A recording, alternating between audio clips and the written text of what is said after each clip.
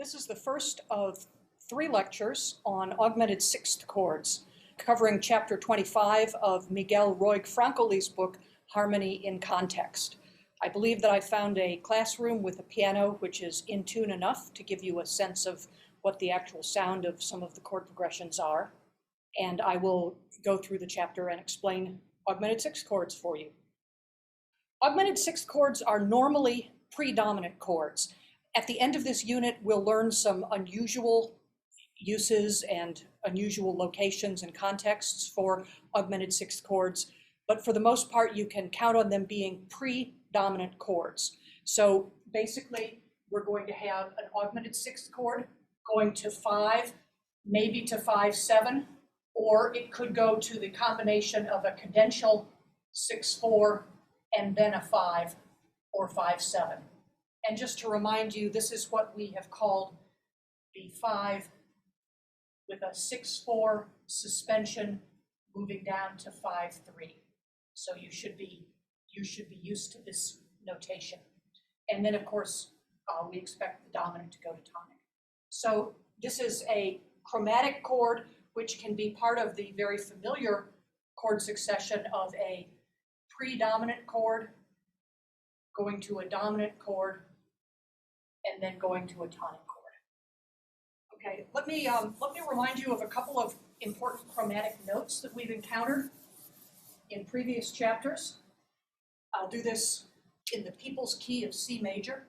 When we have a 5 of 5 chord, okay, that would be something like this. It leads to 5, and it leads to 5 in a very strong way because of this note, which is the raised scale degree 4, or in solfege syllables, we would call that note phi. Okay, and we've also learned about chords that have a lowered scale degree 6 in them. For instance, I will write here a minor 4-6 chord leading to a 5 chord. And again, this chord leads even more strongly to a 5 chord than a regular major 4-6 chord would, and it's because it has this note. It has scale degree flat 6, which we call lay in solfege syllables. So augmented sixth chords are chords that combine phi in some upper voice and lay generally in the bass. And that gives us the interval of an augmented sixth. Okay, and then the typical resolution of this chord is to have both of these notes resolve outward to the roots of the 5 chord. So that's just a quick overview. Let's take a look at an example of an augmented sixth chord. And to do that, I'm going to share my screen with you, and we're going to look at the first example in your chapter. This is example 25.1. So here we're not in the key of C major, we're in the key of C minor. However, we don't have the correct key signature for C minor. You can see because we're already a little ways into the piece. It looks like the piece maybe started in G minor or perhaps B flat major. But we should understand this music to be in the key of C minor.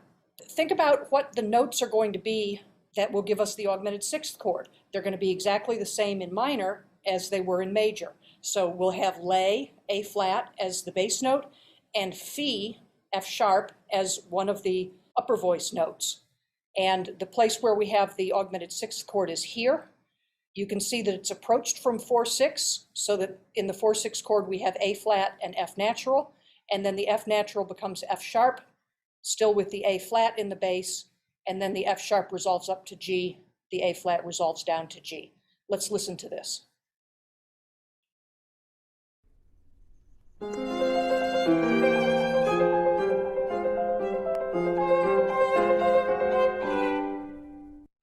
Do you hear how that chromatic approach to the 5 chord is an intensification of the predominant function? When we get to the 4th beat of measure 71, that chord really wants to go to 5. Let's see if I can play that again.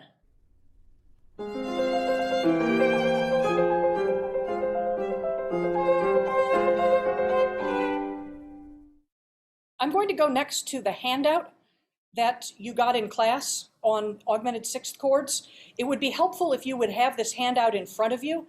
If you don't have the paper copy with you, you might want to, on your own device, you might want to open up the handout, which you can download from Canvas. It's part of the Chapter 25 module. The other thing that you could do that could be helpful would be to have a piece of staff paper out, because we're going to be doing a little bit of writing together to practice writing Augmented Sixth Chords. Here's the handout, and I'd like to go through these 7 points on the page 1 of the handout. These are also in your book, although I've amplified a couple of them a little bit. This is the bare basic knowledge that you need to know about Augmented Sixth Chords. First of all, Augmented Sixth Chords may appear in both major and minor keys, but they're somewhat more common in minor, like the Neapolitan chord was somewhat more common in minor, because they include that scale degree lay. So it's less of a stretch to put an augmented sixth chord into a minor key, because the only accidental that you need is phi. In a major key, you need 2 accidentals. If you do use an augmented sixth chord in a major key, very often it will be preceded by mode mixture chords that will first introduce the lowered scale degree 6 before we get to the augmented sixth chord. Again, although not always. As I said, the basic framework for all predominant augmented sixth chords is that augmented sixth interval between lay and phi, and lay is normally in the bass. The augmented sixth chord includes at least 1 additional note, and that note is the tonic.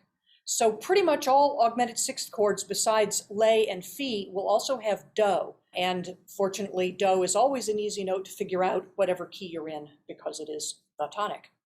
And in resolving to 5, do typically goes down to T.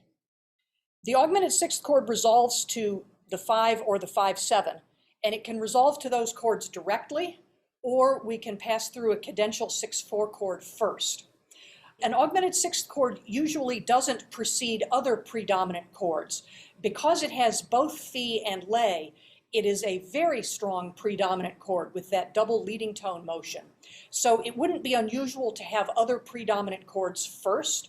For example, we might have a major 4 chord, and then we could go to a mode mixture chord like a minor 4/6, and then go to the augmented sixth chord and have it resolve. Another thing that could happen is that we could have a diatonic chord like 2, then we could turn the 2 chord into a 5/4/3 of 5 with a phi in one of the upper voices and a la in the bass, and then we would turn the la into a lay, and we'd have an augmented sixth chord with the lay and the phi. And then that augmented sixth chord needs to go to the 5 or the 5/7 or the cadential 6/4. As I showed you on the board, whether you're going to 5 or to a cadential 6/4, the lay and the phi resolve to sol by contrary motion. However, it is possible, if you're going to 5/7, for the phi of the augmented sixth chord to move down chromatically to the regular scale degree 4, which is fa. So if we were in the key of C major and we had that augmented sixth, A flat, F sharp, if we were going to a 5/7 chord, the A flat would resolve down to the G, and then the F sharp would go down to an F natural. So we'd be moving by parallel minor seconds. We'd be going from an augmented sixth to a minor 7th in those 2 voices.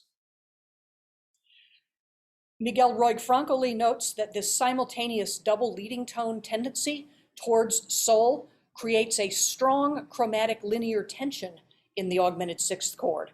It creates a directed motion towards 5, which gives the chord its typical predominant function, as well as giving it a highly dramatic character. The augmented sixth chord is often, although not always, approached from the subdominant chord, either from major 4/6 or minor 4/6. As I said, in major, it is sometimes preceded by some type of borrowed or mode mixture chord, such as minor 4/6 or flat 6, both of which introduce the note lay in the bass. What I'd like you to do next is to turn to page 2 of the handout. If you don't have the handout available, then at least get a piece of staff paper out. So if you need to go away from the video to get one of these two things, why don't you pause the video and go and get one of these. I've written on the board the examples that are on page 2 of the handout. Here the drill is to just get used to writing augmented sixth chords by writing the interval of an augmented sixth and taking it to 5. And I would suggest also writing the key signature into these examples. So as we go through them, we'll write the key signature for each example. I've already started with the key signature for D minor.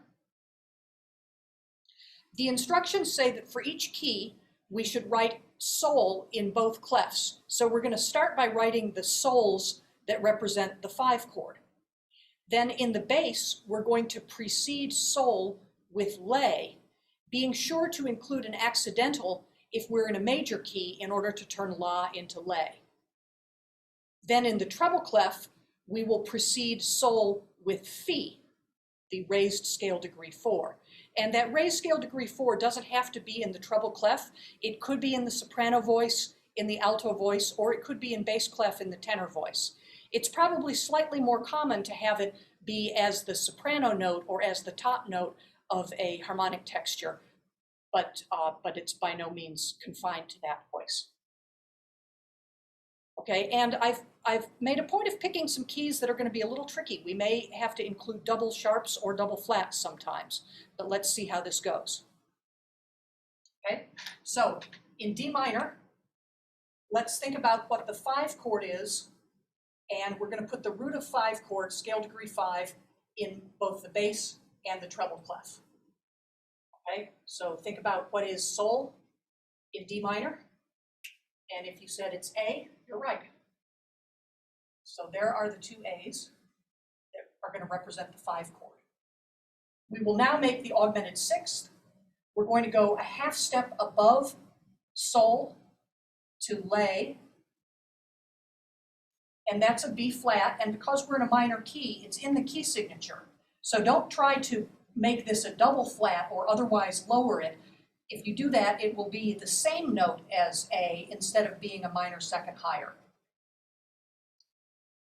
Then in the treble clef, we need to write a note which is a half step or a minor second below A, and that note is going to be G sharp. Okay, G is fa in the key of D minor, G sharp is fi. And you can verify for yourself that we have the interval of an augmented sixth. In one of the upper voices, we're going to have fi going to sol, and in the bass, we're going to have lay going to sol. Okay, so that's how you write 2 of the 3 voices of an augmented sixth chord. Let's do the next example. Write in the key signature of E minor, and then write in those notes that represent the 5 chord that are 2 scale degree 5s.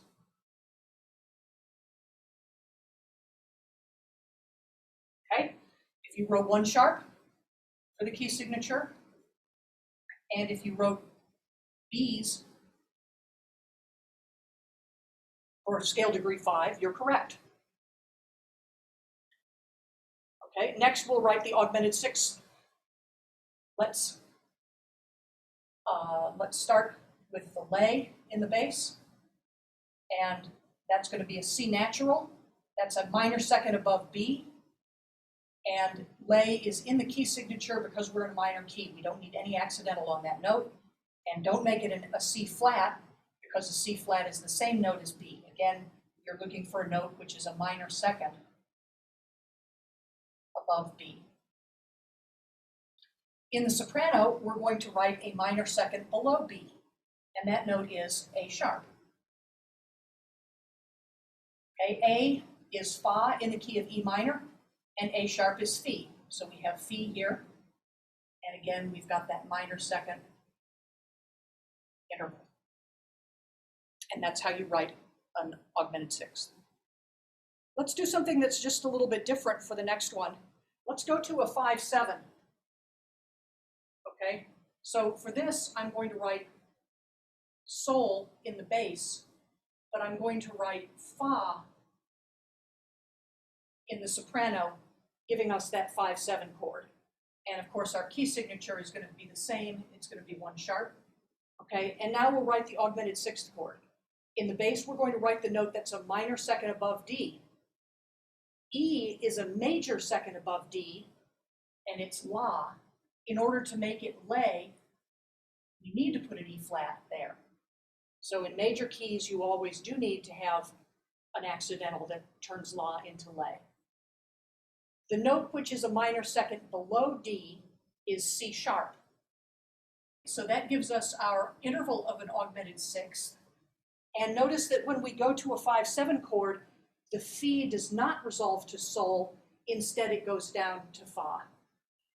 And there are other ways of going to a 5/7 chord without moving Fi to Fa. We could still resolve Fi up to Sol, and some other voice could put the Fa in, but I just wanted to show you this, to show you that that succession of augmented sixth going to minor 7 is a pretty functional succession. I'd like you to, on your own, do the last example, and this is going to be a little tricky, okay? I gave you easy key signatures for the first 3 examples. G sharp minor has a harder key signature, and you're going to have to put some kind of a double sharp or double flat in here. It's going to be a weird looking example, but I'd like you to go ahead and do it. So pause the video and work this out, and then we'll come back to it.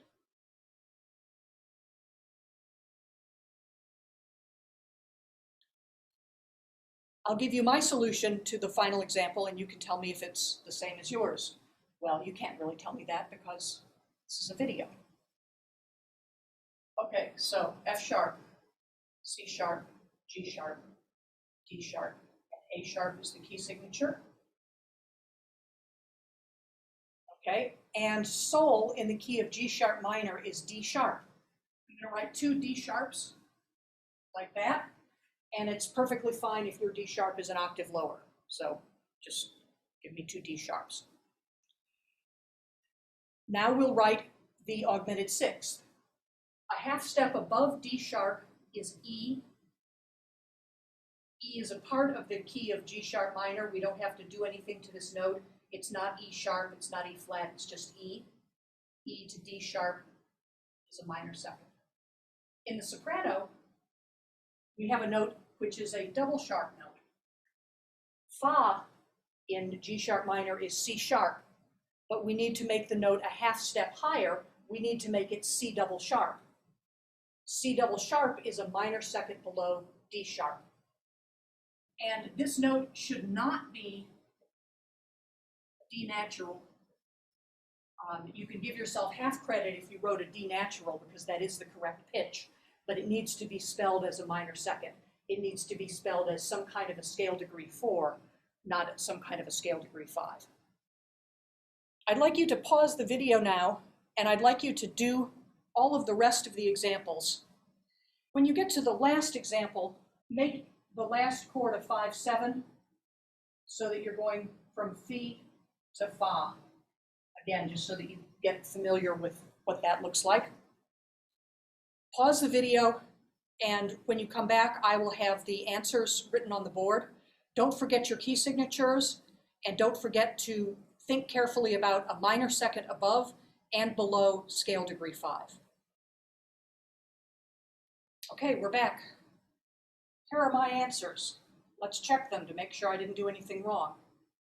In C sharp minor, 5 is G sharp major.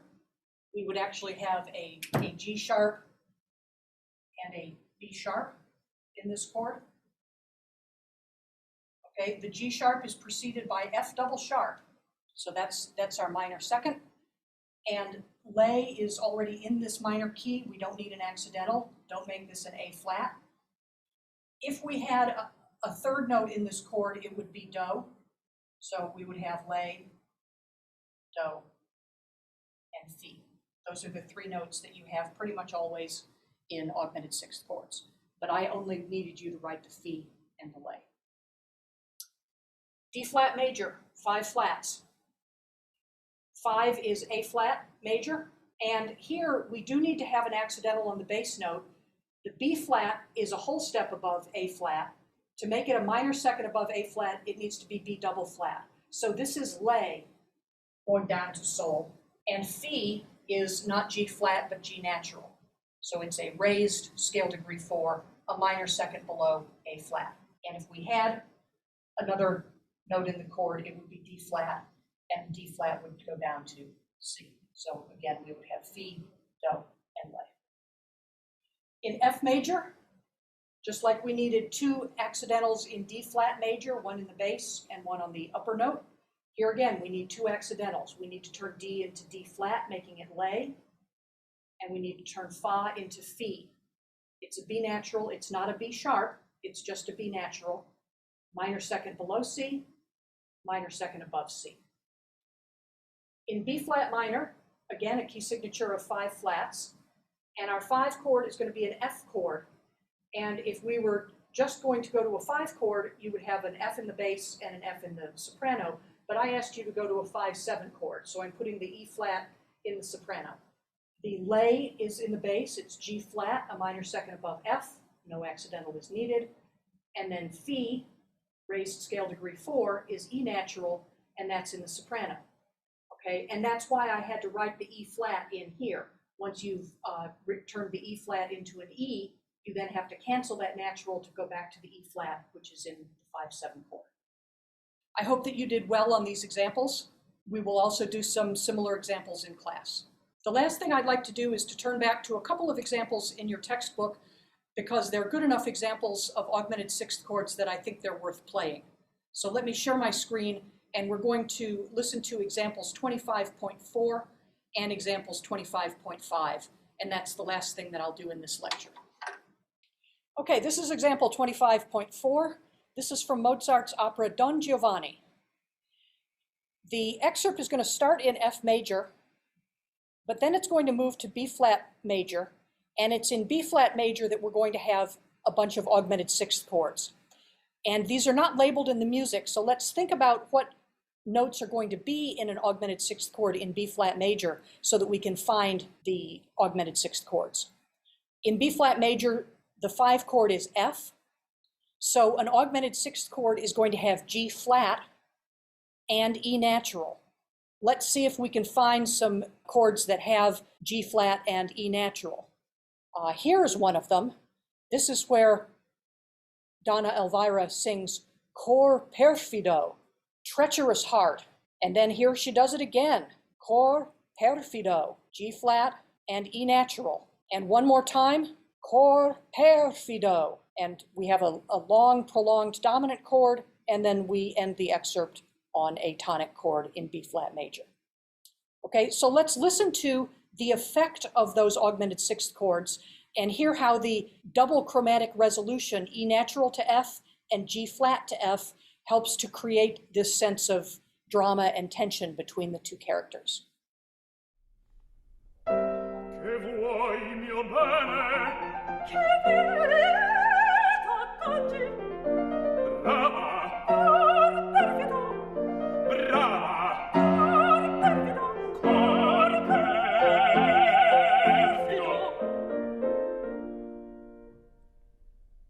Moving on now to the next example. This is example 25.5, and it's in the key of G minor. So again, let's think ahead to what notes are going to be in an augmented sixth chord in G minor. The 5 chord is D, so an augmented sixth chord is going to have E flat in the bass, a minor second above D, and C sharp in one of the upper voices, a minor second below D. So let's see if we can find those chords. Here's one of them, an E flat going down to D, a C sharp going up to D. And here's another one, an E flat going down to D, a C sharp going up to D, and then we have a long prolongation of the 5 chord, and it resolves to 1/6.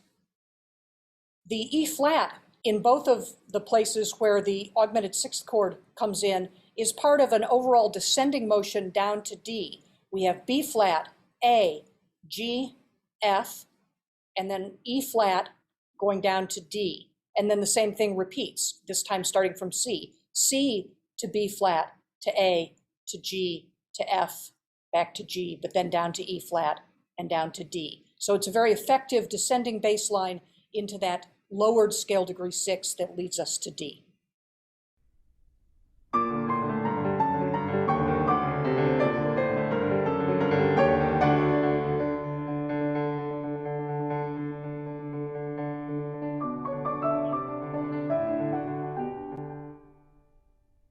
I think that's worth listening to again.